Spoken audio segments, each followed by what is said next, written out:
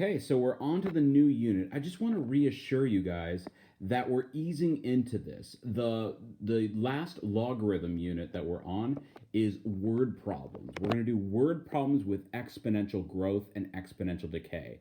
But in order to get there, I need to make sure that you guys know how to do this without the exponent. So calculating a total bill with a subtotal and sales tax. And then the next three problems, the first three problems are going to be subtotal and sales tax. And then the next three problems after that are going to be subtotal and a discount. We're not going to do sales tax on top of that. I just want to keep it as simple as possible because we're going to apply that to exponents in the next video. So for instance, let's say I want to calculate the total bill. Problem number one, a new video game, let's just call it an Xbox One or a PS4 video game, it costs $60. California sales tax is 9%. What is the total bill? Okay, so you probably learned in middle school that you can calculate the total bill from the subtotal by saying that total is equal to, well, subtotal. But what does sales tax do to the bill? Does that make it grow or decay? Grow. So you take the subtotal, but then you take a percentage of the subtotal. So hang on, I just drew a line right there. There we go. Then you take the subtotal and the tax as a decimal.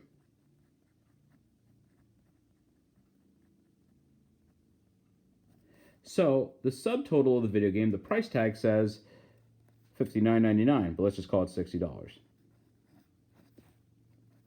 Then you have to take a percentage of the subtotal, 9%. What is 9% as a decimal? 0.09.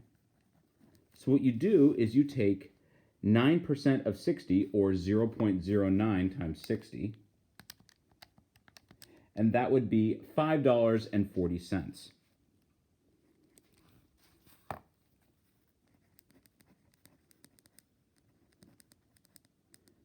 Add these together, and the total is, well, 60 plus 5 is 65, and count the change, 40.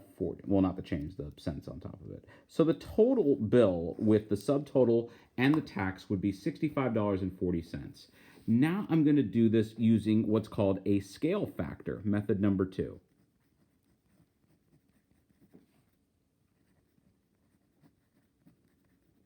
Hint, hint, this is the method I want you guys to master. So the scale factor method. So first things first, can we acknowledge that the sales tax makes the subtotal grow? Yes. So in particular, I'm going to say total is equal to the subtotal,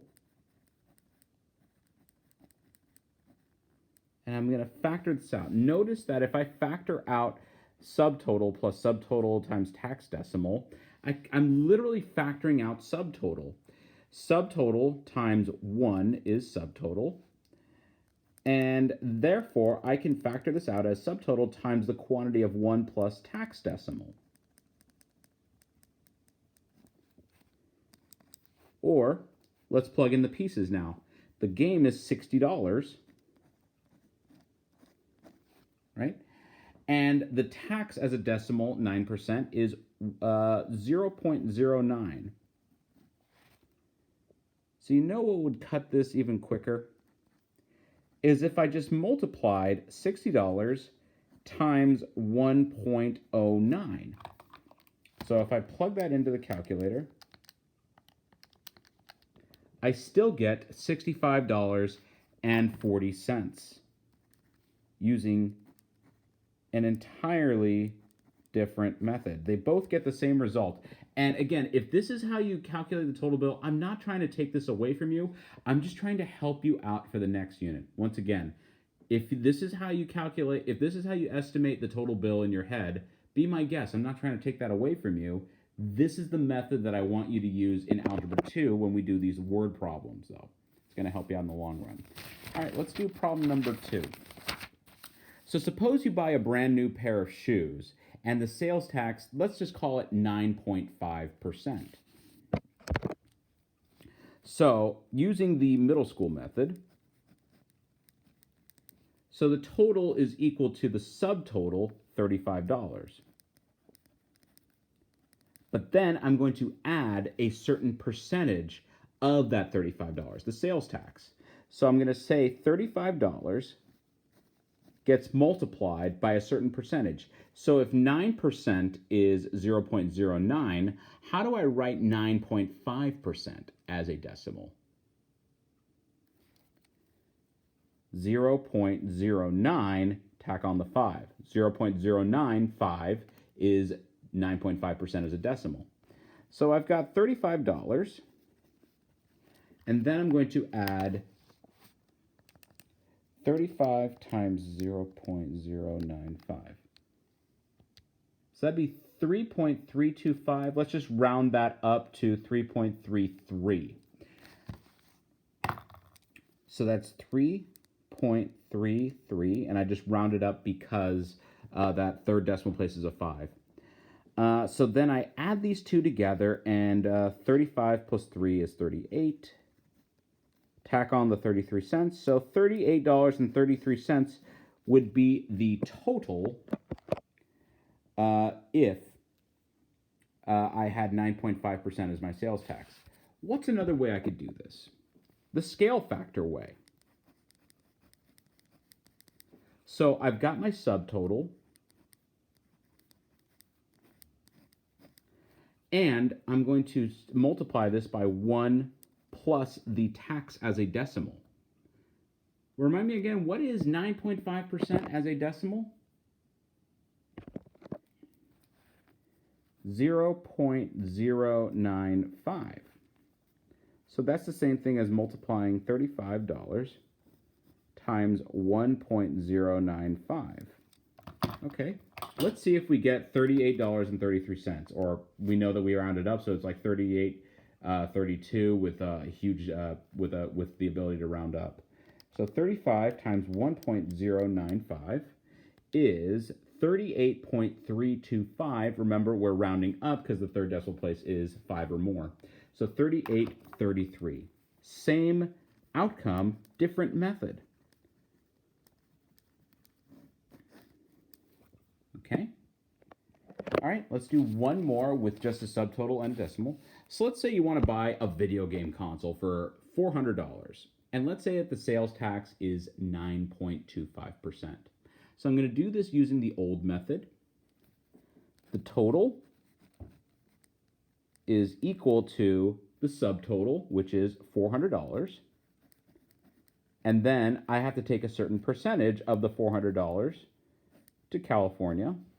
So if 9% is 0.09, what is 9.25% as a decimal?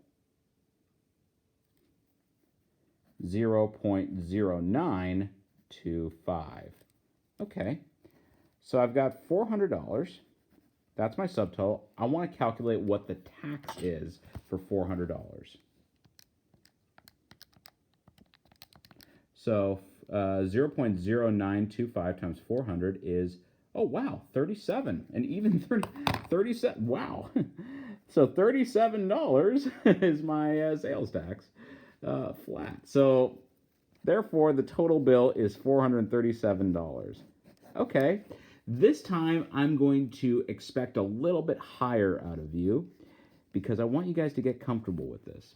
So remember that the scale factor method is to multiply the original amount, the subtotal, $400, and since we know that the sales tax is going to make this grow, and whenever it makes it grow, we do 1 plus the sales tax to the decimal. Why don't I just do 1.0925?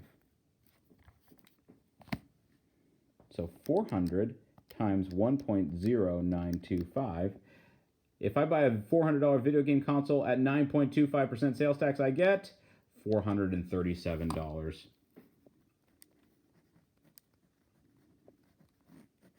There we go. Okay, now let's do 3 more This time, I'm not asking you to calculate the total bill, just what's the subtotal. So, for instance, what comes to mind is when a certain basketball player joined the Golden State Warriors and the whole world collapsed, Kevin Durant. I rushed to the Warrior store to get myself a new jersey. So I bought a basketball jersey for Kevin Durant for $110. But because I'm on the season ticket wait list, part of the perks are I get 10% off all Warriors merchandise. So if I buy $110, if I buy $110, if I buy a basketball jersey for $110 and the discount is 10% off, how do I calculate what the new subtotal is before sales tax? So let's think about this using the middle school method. So I want to calculate the new subtotal. And the new subtotal can be calculated by taking the old subtotal, right? What does a discount do to the bill? Does it make it grow or does it make it decay? A discount will make the bill decay. So I'm going to subtract a certain percentage of the subtotal. And what we do is we take the discount as a decimal. So remember that the jersey itself costs $110. And I'm going to take a certain percentage off of that $110. Okay, what percent off? 10% off. So what is 10% as a decimal? 0.1, but I'm not going to penalize you if you put 0.10. That's just the way my brain works. Even though it's more formal to leave it as 0.1, I'm not going to penalize you if you put 0.10. My mind works in double digits when I'm working with percentage, so there's no crime in it, is what I'm trying to say. So this is $110, all right? And then I'm going to take 10% of 110. I know the answer. I'm just showing the calculator just in case. So that'd be 11. So I'm going to subtract $11. And therefore, 110 minus 11 would be 99. So my new subtotal, and then you would multiply it. No, I'm curious. So let's just say 99 times 1.09. The new total bill will be $107.91. But I'm here to just see what the new subtotal is. So once again, that's the middle school method. What would be the scale factor method?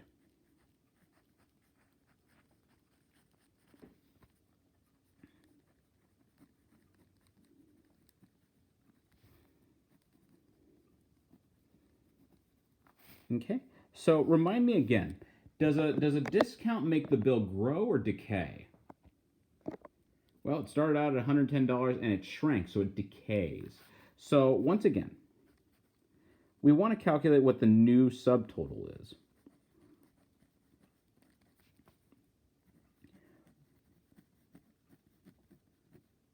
So if we have subtotal minus subtotal times discount decimal, I'm factoring out subtotal, leaving me with subtotal times 1 minus discount decimal.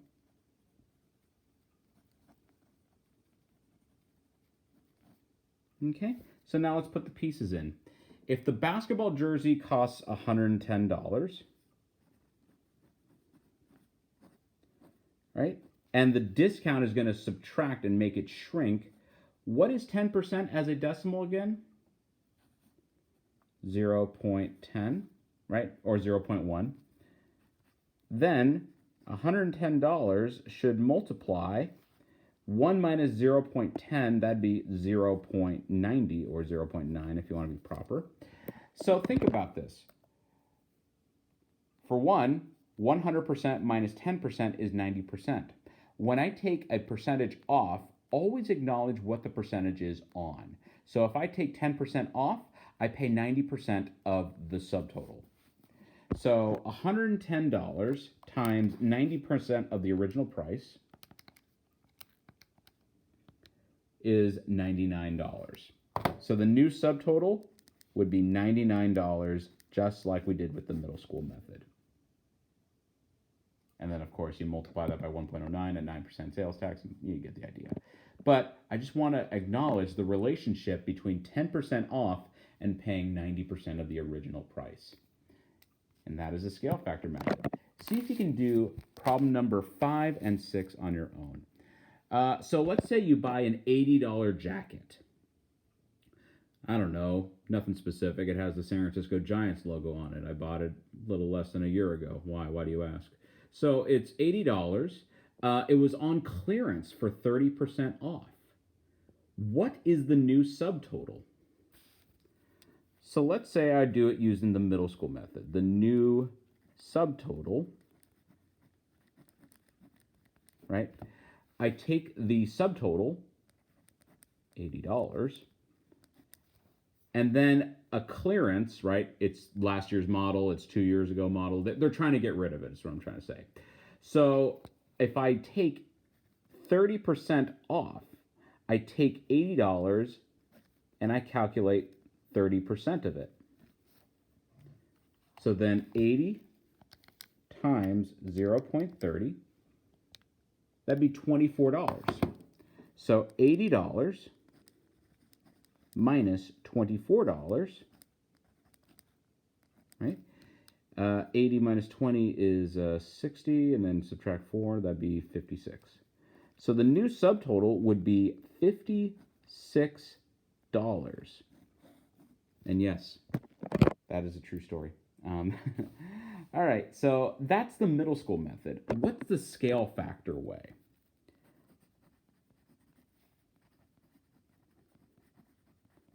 Well, remind me again. We care about the original amount. The original subtotal was $80.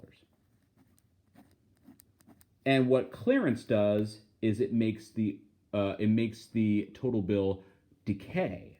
So I take 1 and then minus the discount percent. 30% is 0.30. And then let's think about this logically.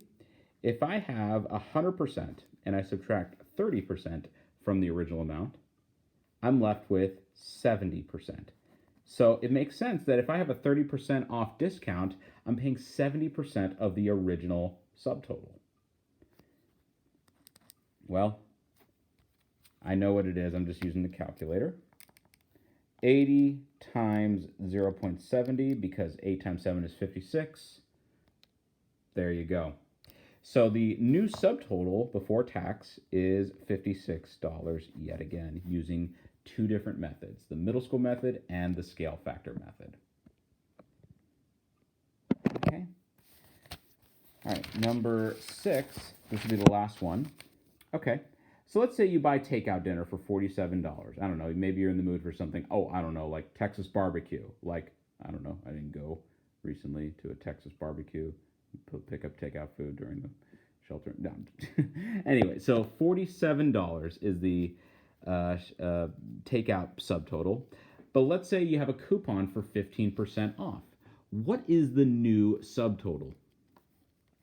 So the new subtotal, let's say we'd use this using the middle school method. You take the original amount, the original subtotal, $47, and then you take a certain percentage off, which makes the bill decay. 15% as a decimal. What is 15% as a decimal? 0.15. Okay. So now I've got $47 minus, so let's do 47 times 0.15. That'd be $7.05. So we lose we save $7.05. And now 47 subtracting 7, that'd be 40. And then subtracting 5 more cents, that'd be $39.95 would be our new subtotal. And then we take on the tax, and there you go. So what's the Algebra 2 scale factor way to do this? Okay, so I have the original subtotal. The takeout dinner itself was $47. The coupon. I have a coupon from my email. It says you get 15% off the total bill. So 15% off means I'm going to take the original amount and subtract 15%. Or you know what? 15% off. You know what? I could just jump right into this. 15% off of 100% is 85%. Because if it's 15% off, I'm paying 85% of the original amount. I can just jump right into that. I don't need your fancy dancy formula. So then 47 times 0.85 should still be $39.95.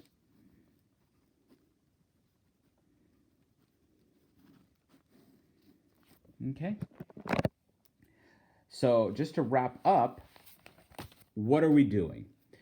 We're going to do word problems where the exponential functions look like this. In the book, they look like this. F of x is equal to a times b to the x power. And when I've taught this in years past, students get overwhelmed by this. They're like, wait, what's going on? And I tell you, if you build up that it's just an exponential version of, let's say, sales tax and coupons, it makes the process so much easier to understand. Basically, what happens is you have an original amount, you multiply it by a scale factor, but you just take the scale factor exponentially. How much money are you going to have in 2 years, 3 years, 5 years, 10 years, 20 years, 50 years, and so on and so forth. Trying to think, population growth. How many people are going to be in the state of California in 5 years, 10 years, 50 years, 100 years, and so on and so forth. We use scale factors to do that. So without further ado, what is a scale factor? A scale factor. A scale factor, what it does is it multiplies the original amount to reflect a percentage of growth or a percentage of decay. I'll repeat that. So what you do is you take the original amount and you multiply it by a scale factor to indicate growth or decay. That's it. Okay, so to tell the difference, think about sales tax. If your scale factor is greater than 1, like for instance, if it's a 9% sales tax, you would multiply your original amount by a scale factor of 1.09. Then it's a growth factor. So for example, 1.09 has a 9% growth. Okay? Another one just comes to mind. Let's just go with 1.25. So if I multiply my original amount by 1.25, that has a 25% growth. Let's go crazy. Let's go with 1.78. If I say, hey, there's some bacteria in this colony and it's growing 78% every week, I would multiply each week by 1.78. I just made that up, by the way. I'm not a chemist. I'm not a biologist or a chemist, or whatever, you know what I mean. But yeah, so if it multiplies by 1.78, that would imply that it has a 78% growth rate.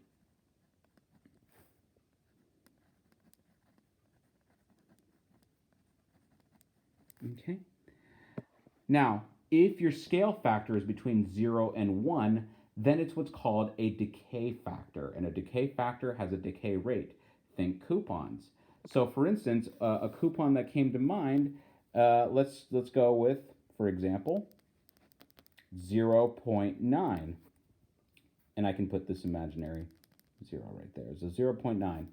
So if something has a scale factor of 0.9, think about it subtracting from 100%. Think of it in terms of a coupon. 100% if I pay 90% of the original price, that means it has a 10% decay rate. Another one that came to mind, 0.85. If I pay 85% of the original amount to complete it, it has to have lost 15% of its original value. So it has a 15% decay rate. I'm going to go ridiculously small. How about a 0.33? I'm just making this up. That's a big loss. It's not 33% off.